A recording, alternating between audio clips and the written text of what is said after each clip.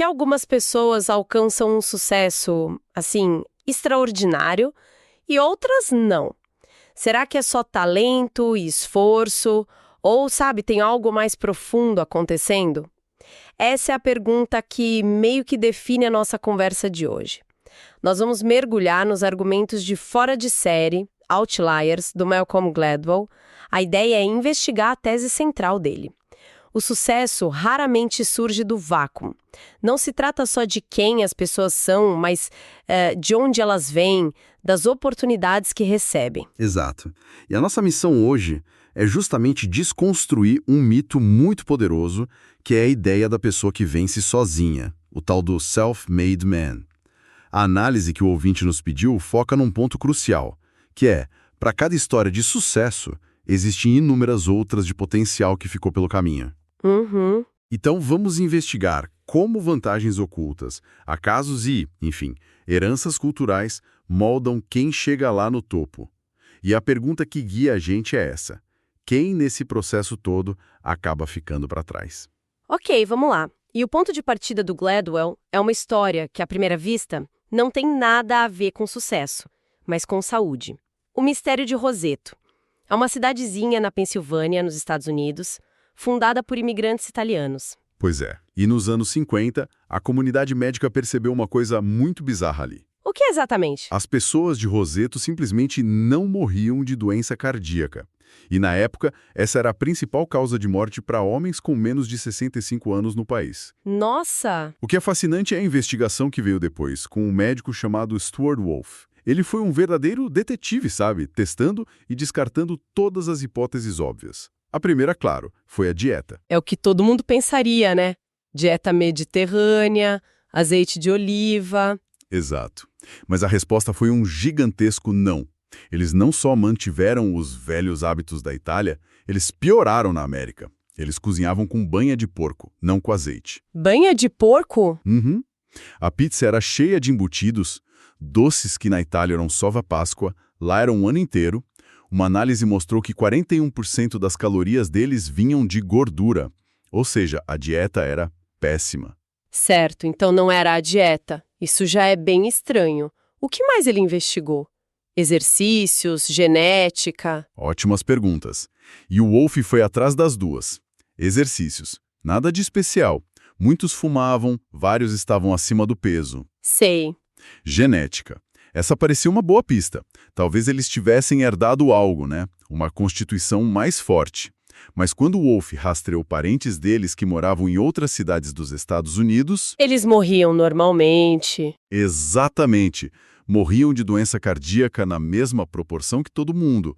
A vantagem não estava no sangue deles. Que loucura! Então, riscaram a dieta, os hábitos, a genética. A última coisa que me vem à mente é o lugar. Tipo, a água da região, o ar. Exato, essa foi a última hipótese óbvia.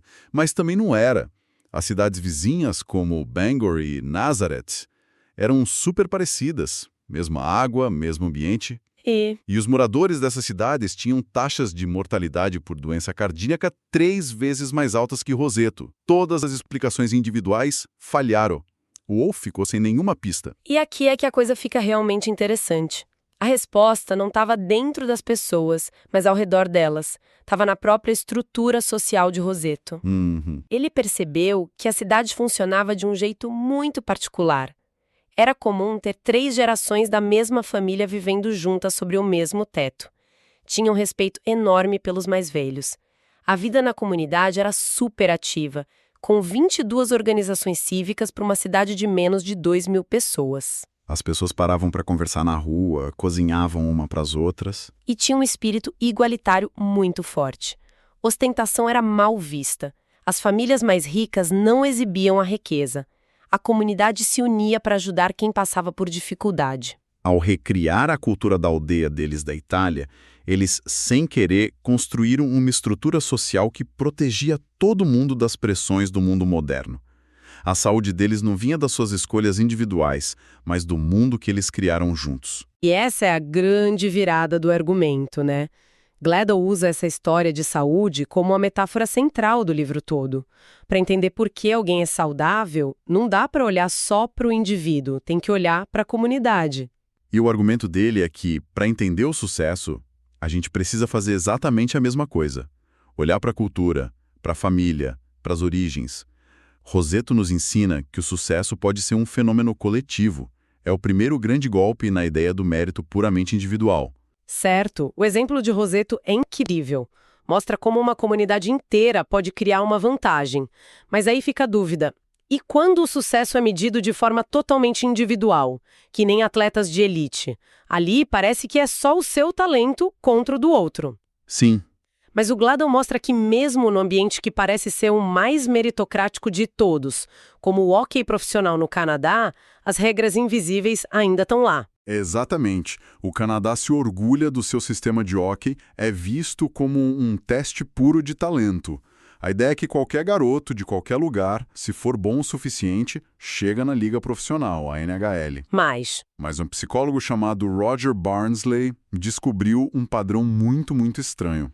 Ele estava num jogo de hóquei de base e a esposa dele olhou o programa com a lista dos jogadores e comentou assim, do nada: "Você já percebeu quantos desses jogadores de elite nascem em janeiro, fevereiro e março?" Uma observação casual que muda tudo. E aí ele foi investigar isso. Foi, e descobriu que ela estava certíssima. Em qualquer time de elite de hóquei juvenil do Canadá, a grande maioria dos melhores jogadores nasceu nos 3 primeiros meses do ano. A estatística era tão absurda que não podia ser coincidência. E a pergunta é, por quê? O que a astrologia tem a ver com o hóquei? Nada. A explicação é uma daquelas coisas que é tão simples que chega a ser chocante. E qual é? É a data de corte das ligas infantis de hóquei no Canadá. A data é 1º de janeiro. Ah! Isso significa que numa mesma categoria, digamos de 9 anos, você vai ter um menino que fez aniversário em 1º de janeiro, competindo contra um que nasceu em 31 de dezembro. O primeiro é, na prática, quase um ano inteiro mais velho. E com 9 ou 10 anos, essa diferença é gigantesca. Ele é maior, mais forte, mais coordenado. Não é que ele tenha mais talento, ele é só mais velho. Exatamente. E aqui entra a consequência devastadora disso. Os treinadores, que precisam escolher os melhores, olham para esses garotos e confundem maturidade com talento. O menino de janeiro parece uma estrela, o de dezembro um pouco atrasado. E quem é escolhido para os times de elite? O menino de janeiro, claro. E a isso o Gladwell chama de vantagem cumulativa. A vantagem inicial não é o talento, é só a data de nascimento. Mas essa vantagem leva a uma oportunidade. O garoto selecionado recebe os melhores treinadores, joga com colegas melhores e, o mais importante, tem muito mais tempo de prática. Ele joga tipo 80 jogos por temporada, enquanto o outro que ficou de fora joga 20. Exato. E com o passar dos anos, essa diferença se acumula. O menino de janeiro, com todo aquele treino extra, realmente se torna um jogador melhor. A profecia se cumpre. A pequena vantagem vira uma enorme diferença de habilidade. E isso é o que os sociólogos chamam de efeito Mateus, né? Isso. A referência é aquela passagem da Bíblia. Aquele que tem, mais será dado. Mas daquele que não tem, até o que tem lhe será tirado. É impressionante. Fico pensando nos pais. Se matam para o filho treinar e, no fim, o fator decisivo pode ter sido o mês de nascimento. É de deixar qualquer um louco. E isso nos leva direto para aquela pergunta sobre quem fica para trás. Sem dúvida. O sistema de hóquei, que deveria identificar talento, na verdade o cria de forma seletiva. E, no processo, descarta o potencial de quase metade das crianças só porque elas nasceram nos meses errados. E o mais explosivo é pensar nisso em outras áreas. Escolas, programas de trainee. Começamos a ver o efeito Mateus em todo lugar. Ok, eu entendo o sistema, a comunidade, as datas. Mas e o talento puro? Com certeza um gênio de verdade, alguém com QI estratosférico, consegue superar qualquer sistema, certo? Essa é a grande questão. E para explorar isso, o Gladwell nos apresenta o famoso estudo de Lewis Terman. O estudo dos Termites. Esse mesmo. Terman era um psicólogo que, nos anos 20, identificou umas 1.500 crianças com QIs altíssimos, acima de 140. Ele acreditava que eles eram o futuro, que seriam os líderes do país. Ele acompanhou a vida deles, convencido de que o QI era o fator determinante para o sucesso. E o resultado? Eles dominaram o mundo? Não exatamente. Eles se deram bem, no geral. Foram médicos, advogados, mas nenhum deles virou um prêmio Nobel ou uma figura transformadora. E o mais curioso é que 2 meninos que foram testados para o programa e rejeitados por terem um QI baixo demais, Deixa eu adivinhar. ganharam o prêmio Nobel de Física. A tese do Terman de que mais QI sempre significa mais sucesso não se confirmou. Por quê? O que estava faltando na lógica dele? O que a gente chama hoje de efeito limite. Inteligência é crucial, mas só até certo ponto. O Gladwell compara com a altura no basquete. Para jogar na NBA, você tem que ser alto. É um pré-requisito. Exato. Mas um jogador de 2,10 metros não é automaticamente melhor que um de 2,5 metros. A partir de uma certa altura, outras coisas importam mais. Agilidade, visão de jogo. Com o QI, a mesma coisa. Ter um QI de 170 não te dá uma vantagem prática real sobre alguém com QI de 130. Você já é inteligente o suficiente. E para ilustrar isso, o livro contrasta a história de 2 gênios. De um lado, Christopher Langan, com um QI estimado entre 195 e 210, o homem mais inteligente da América. Do outro, Robert Oppenheimer, o físico do Projeto Manhattan. O contraste entre eles é o centro do argumento. O Langan cresceu na pobreza extrema com um padrasto abusivo. Conseguiu bolsa para a faculdade, mas perdeu porque a mãe esqueceu de assinar uns papéis. Em outra faculdade, o carro dele quebrou, ele não conseguiu convencer o reitor a mudar o horário da aula e desistiu. E o Oppenheimer? Oppenheimer, de família rica e culta, teve um episódio em Cambridge onde ele tentou envenenar o próprio tutor. Espera, o quê? Ele tentou envenenar o tutor?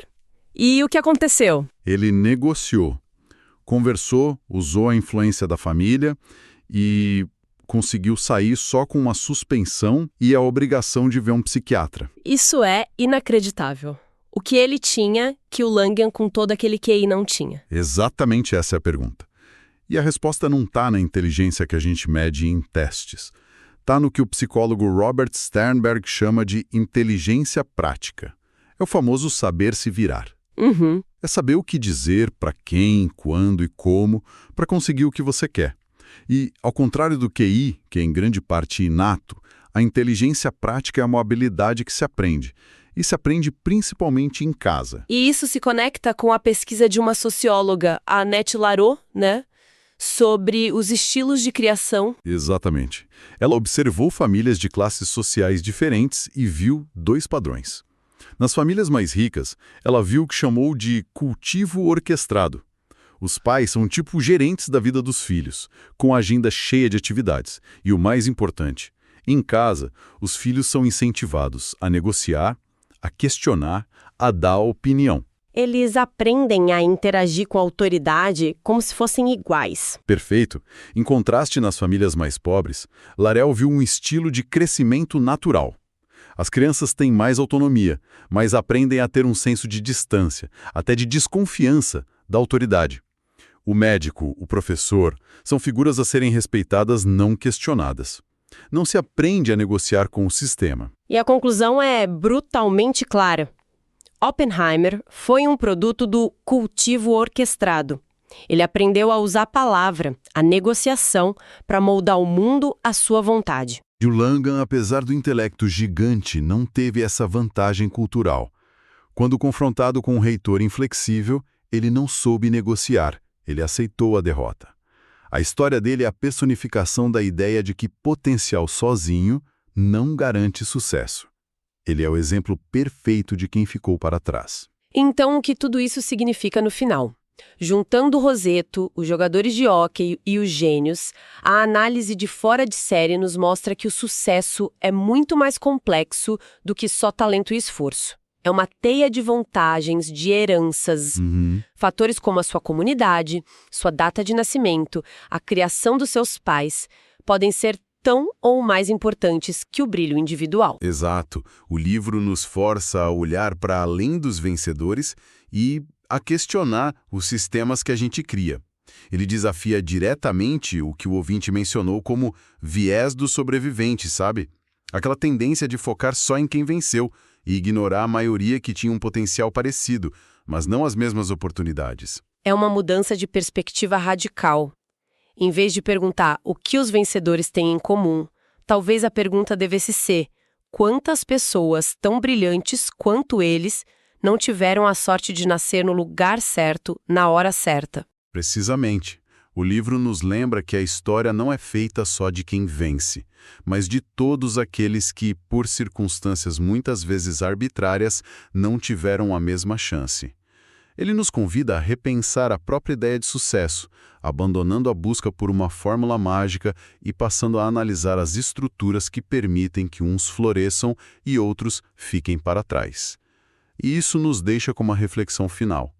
Se a gente reconhece que o sucesso não é um ato solitário, mas sim o produto de uma rede de oportunidades, cultura e sorte, como isso muda nosso jeito de pensar sobre educação ou sobre gestão de talentos?